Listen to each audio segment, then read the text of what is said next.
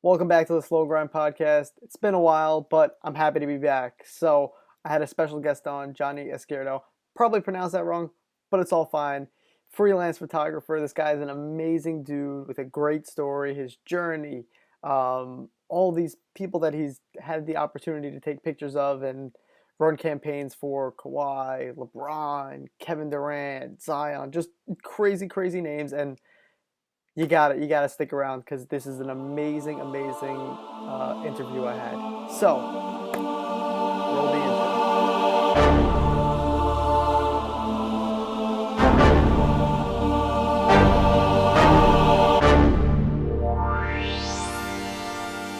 Welcome to the Slow Grind.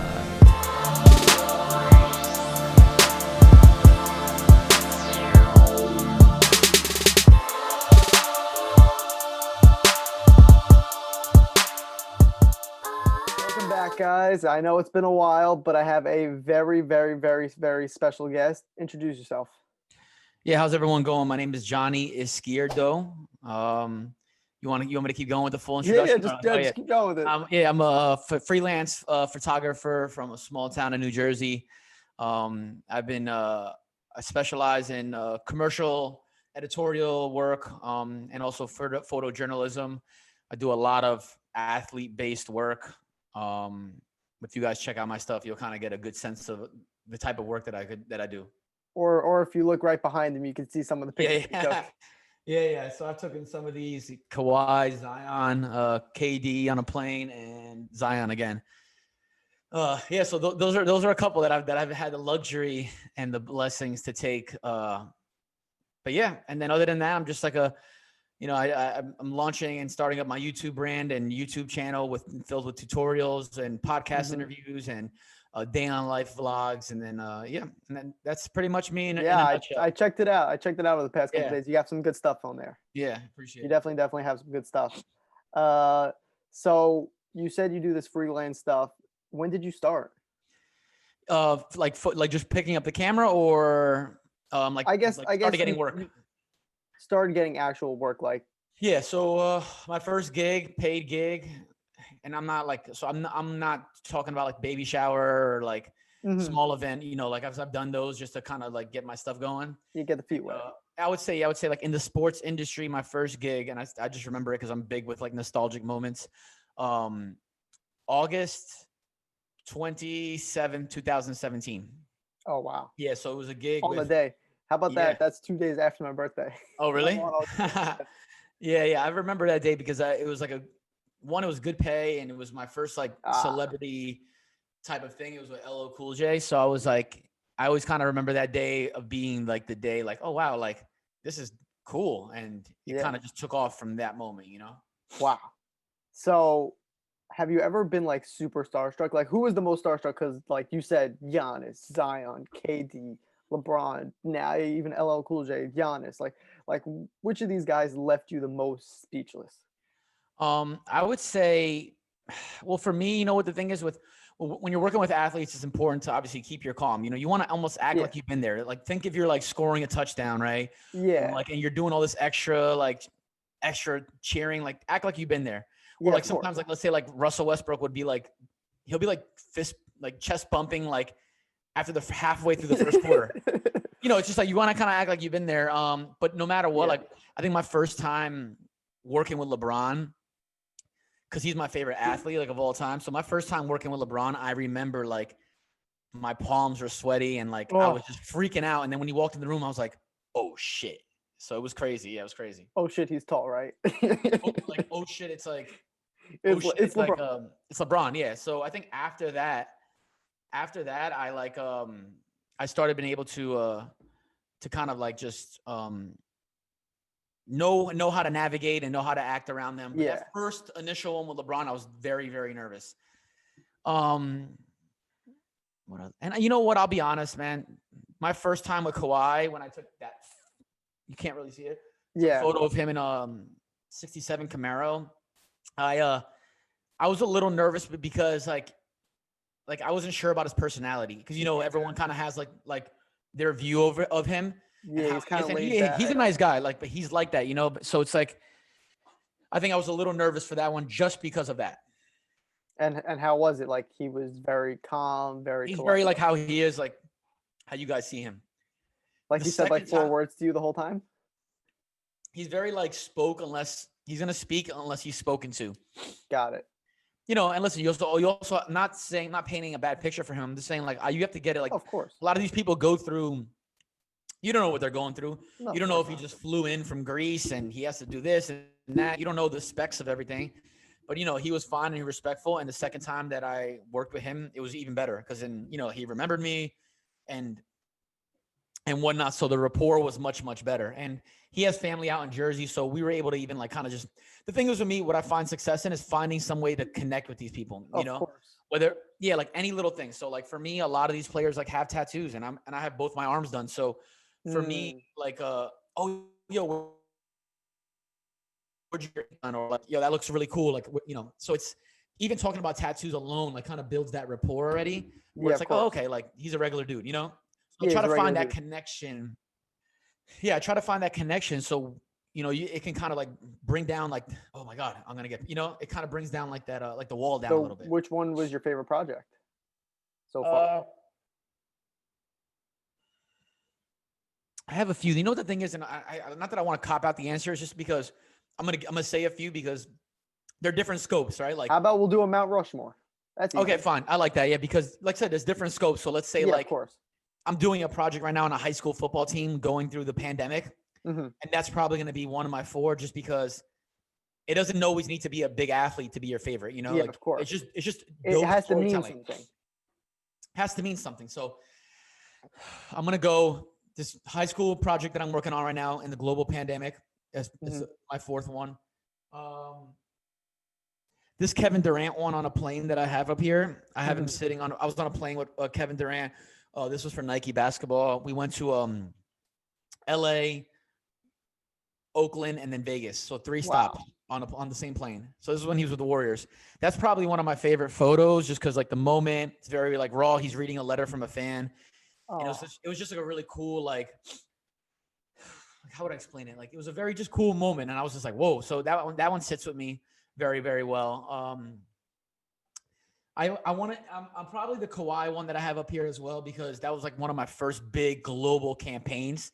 So it's pretty nostalgic for me. Like, and when I say global campaigns, for whoever's listening and doesn't understand, it's like when so New Balance used all these photos for all their marketing website. Oh, wow. Social, billboards in LA, billboards in China, billboards in Toronto, like massive billboards. Like, how does that work? Do they tag you or anything, or like?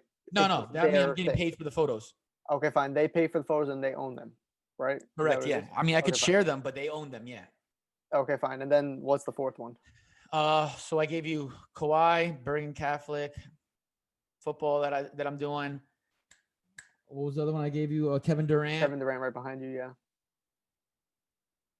That's another really dope one that I've done. And you know what's crazy is that I'm not that I'm spoiled, but I'm kind of like I've had the luxury of doing a lot of really cool ones. You know which one? I know which one I'm going to do it. I want to confirm this, because if your viewers are watching this, I want to make sure that I'm giving you the right one. Yeah, okay. Okay. Oh yeah. You know what? I will say this. My first time doing a slam session, so Slam Magazine, just because I kind of came up like growing up on that.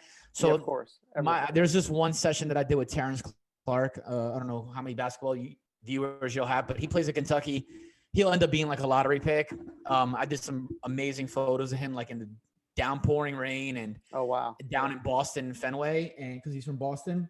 And it's, I think, the first time me seeing the work printed in the magazine, like I remember that feeling, and I was like, damn. Like when I get a cover, when I get my first cover, that will hop on the Mount Rushmore as well. Of course. But a lot of if you notice, like a lot of the things that I said, it's just been key moments in my life. Like I have other great athletes and stuff. Like I did something with Anthony Davis and it was amazing. But it's just like the Kawhi was like my first big campaign. Kevin Durant, that plane one was kind of one of my first big athletes. Yeah. You know, this pandemic story, because it's like in a pandemic and it's never going to happen again. And then Slam, because that was my first time in the magazine. So a lot of those moments, a lot of those Mount Rushmore moments for me are just very like personal, like, you know, milestones for me. So that's milestones, of course. That completely makes sense. Who was the most down-to-earth guy, though, out of all these big athletes? Was it Kawhi? No, no, and I don't say no because like he was rude or anything. I got to make sure I'm wording everything correctly. And when you say down to earth, you're saying like cool, right? Like we cool, chill vibe guy. very well. Yeah, Victor very Cruz. Well. I don't know, I don't know if your audience is even going to remember Victor Cruz. He played for the Giants. Oh my God, Mr. Salsa, you joking? Yeah, he was definitely he had that 99-yard touchdown on the Jets. Yeah, exactly. Yeah, he's definitely one of my favorites. Super cool Jersey guy. He's like we'll still keep in touch. He's super dope. When I did this thing with Anthony Davis, he was amazing to work with. Like he was just great. Like I remember I took a photo of him and I went on a ladder and he's like, "Yo, you scared of heights?" And I was like, "Yeah, I am actually. Why?" He's like, "I can tell." And I was like, "How?" Excuse me. He's like, I'm like, "How?" He's like, "Because I'm scared too." Dude's like 7 feet. I was like, "Oh, you don't like heights?" He's like, "Yeah, I know." He's like, "No, I don't like heights either." I was like, "All right." And then after that, like we kind of just like would vibe it up, chop it up about like tattoos and like regular stuff. So he was real cool. A lot of the guys are cool. It's just King the Car together. Is that what's happening? That'd be great. That'd probably be the only time I would ever go on a roller coaster if Anthony Davis won me. Okay, so if I could tell you have front row seats on King the Car with Anthony Davis, you would go. I would really consider not going though. If I'm being honest with you, dude, I don't fuck with heights at all. It's like you don't even know what it does for me. I'm like, bro, I can stand over a balcony and like freak out. I hate flying, but I do it so much. I did, pre-pandemic. But I just landed. I just got back from Tennessee, so yeah, I hated it. Like I had turbulence, and I can't stand turbulence, honestly. That was absolutely hilarious. So I did see that you were with Mr. Hayes yesterday, Killian Hayes. Yes. No. Elijah Hughes. Oh, Elijah Hughes. My bad. Wow, I messed that one up. My bad. It's all good. Yeah, Elijah Hughes, big prospect. Just got drafted by the Jazz. Thoughts? You know what I love about him? He's just like a really great human being. And I deal with a lot of kids in the grassroots, and a lot of these kids are just, after a while, they get so entitled, and they don't really just have like some type of sense of respect for your craft and what you do. Yeah, like, of course. You think I'm taking pictures for you for like, you know what I mean? Like, just show a little bit more respect. Like, I don't need you to praise my feet, but like Elijah's just a good person. He's raised from a good family, good human being. He reached out to me to do his draft, and I was so excited to do it. I don't see, for me, it's like not a lot of people know him. Yeah, but he hit me up. We're cool. Who? No, I did that for him. He just like DM'd you on Instagram. Yeah. We've chopped it up for a while since he was like at East Carolina and he was gonna transfer to Syracuse. Oh wow. I was doing some photos for at that time Jalen Carey, and he's like, "Yo, man, I got to get you up to Q's." Never worked out, but then I did something at the Garden and he was playing with Syracuse, so we just kept in touch through DM over the past 2.5 years. Oh wow. He had my buddy Trevor at Northeast Basketball Club was working him out this during the pandemic. I went up there, we like vibed and stuff like that. So we've been cool through the pandemic. We've been cool through DM and text for the past couple of years. So then when his draft came, he hit me up for it. And I was like, all right, cool.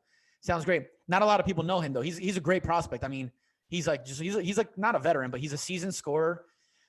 He has good size, can score, can defend, and he's going to a good team in Utah. That's what I'm saying. Going to be a playoff team. It's a great system for him. Not a lottery team. Utah's a good. Yeah. He's going to be in a great core over there. Yeah, exactly. Listen, and I know a lot of people want to do what I did with Elijah for top 10 prospects, but like for me, it doesn't matter who it is. I'd rather just tell the story. I mean, you get what I'm saying? Let's be real. You did do James Wiseman. Yeah, and I did. Well, so I did James in a different capacity though. So yeah, of course. Yeah. Elijah Hughes was more storytelling. Like, hey, I'm going to be the whole day with you. James Wiseman was very like branded content in the sense of course. Hey, you have 30 minutes with James. This is for Foot Locker and Slam. We need these type of photos. So it was very posy. Like, hey, James, look at me, look out, hold the ball, throw the ball up in the air. Like Elijah was very, you go along your day and I'll document it. I'm not going to tell you what to do though. However you that weird, though, react and act is when how you act. James Wiseman what to do. Does that feel weird? No, not at all. Well, not at all, because two reasons. One, like I've literally told Kawhi Leonard. Yeah, that's what I'm saying. Like does it ever get to a point? I told Kawhi Leonard what to do. Like you're telling Kawhi, oh, Kawhi, look that way. Oh, Kawhi, look that way. Doesn't that feel a little weird to you? that like you're I telling think in the Kawhi? beginning, that's an interesting question, actually, dude. Actually, I think in the beginning it felt weird, but then I think I Yeah, really started knowing my worth and my value, and like yeah, of course, knowing that I'm coming from a good place. Like I'm not telling you to do shit for you to look bad. of I course, want you to look powerful. So, yeah, um, I think through the past year and a half, like I've gotten much more comfortable with it. But with these high school kids, I definitely don't feel nervous about it at all. A lot of them too, look, though, I've known now since for a couple of years. So James, in particular, he was one of my first slam um, features, and I spent the whole day with him in Memphis, and he loved the work. We vibed, and then I saw him at EYBL, and I would always see him at these little stops. Hey, how's it going? Blah blah blah. So when he saw me at his place, he didn't know. I don't think he knew I was coming down. When he saw me at his place, he like lit up, like, oh my god, because and my again, boy, this is more than just photo though. You got to like build a rapport. That's how you get yeah, like of course, So me telling him what to do, he doesn't care. He's like, oh yeah, I know. Like he knows I do good work. He knows I work with big people, and I've done stuff with him before. So it's very yeah, like of course. it's easy. Yeah. We talked about the tattoos before and how you vibe with people. On your body right now, which one is the one that like means the most to you? Yeah, for sure. I think for me, I have this one right here. Let me just put the screen down a little bit. Okay, cool. I Yeah, have this one right here. Let's put it like on if you your send me, screen. I'll put a picture of it on the screen. Yeah. Okay, cool. Yeah. So this one right here, I'll just walk you through it. So this is a whole like bulletin board of things that inspire me. So Hmm. it's the street that I grew up in. There's a film like decor in the background. It has a camera that says capture life, puzzle pieces for autism awareness. My little brother's autistic. Oh wow. And then it has me and my dad's favorite numbers. And then it has two words, fear and be iconic. So like this, my right arm probably is my favorite one, just because it's like I said, this is like a bulletin board of things that would inspire me, Yeah, of or course. mean a lot to me in a sense. I Yeah, and like that's my that. most I that's my respect most that a recent one. lot. Yeah. I appreciate it, man. Yeah. No, that one I get a lot of compliments on that one. So, on the horizon, what's next for you besides for this high school football team? Yeah. So that's coming to an end next week, unless the season gets canceled, which probably will soon. Um, I'm doing pending. So I just did this. I just did the two drafts. I'm doing this thing in Connecticut in Mohegan Sun. It's called Bubbleville. So they're having like 40 teams for the opening of college basketball. You know Yeah, how yeah, I college heard basketball about it. usually has the tournaments. Yeah, they have like the Maui, the Atlantis, the 2K Yeah. Classic. So in the Eastern region, they're putting the Eastern tournaments in at Mohegan Sun. So I'm doing that if I pass this COVID test on Saturday. Prayers up. Yeah, Hope you hopefully. get it. Yeah, I mean, and again, I hate to like say it like that, but it's just reality. Like, I don't know. Like, I was just on a plane in Yeah. Nashville. Like, I came back. I was at a draft with Elijah, and like, you try to practice as safe you can, but dude, people are getting it regardless at this point. So, Yeah, exactly. if I pass the test on Saturday, no, so I take it Saturday. I get my results like Monday or Tuesday, Monday, I think. Yeah, Monday, because then I have to go there on Tuesday. I have Mhm. to take another test. When you If I get there. pass that one, yeah, I gotta get a test when I get there. A test before I go there, a test when I get there, and then a saliva test every other day. I'm there for 9 days. I can't leave the room. So I go Wow. there, I shoot the games. It's a solid slate of games. Like it's UConn women, Baylor, Arizona Yeah, State, St. UConn John's, women's. Florida. Wait, is it Yeah, is it all women's or is it no, men and women. you get So it's like UConn? the NBA bubble, but yeah, no, I saw that too. I was like, oh, okay. I mean, Yeah, it's definitely nice catalog. that's gonna have a lot of media attention with Paige. Yeah, for sure. And I don't even know, like, so I'm photographing this for the Hall of Fame. So it's like I don't know how much media they're allow there. I know I have full access. I mean, I try not to beat myself up if I get positive or not. I just obviously I want to be healthy, dude. But like, I Yeah, of course. understand that shit's happening. Like my good friend just got it, and he just went out to dinner with his wife for their anniversary. So Oof. it's like, you know what I'm trying to say? Like it's.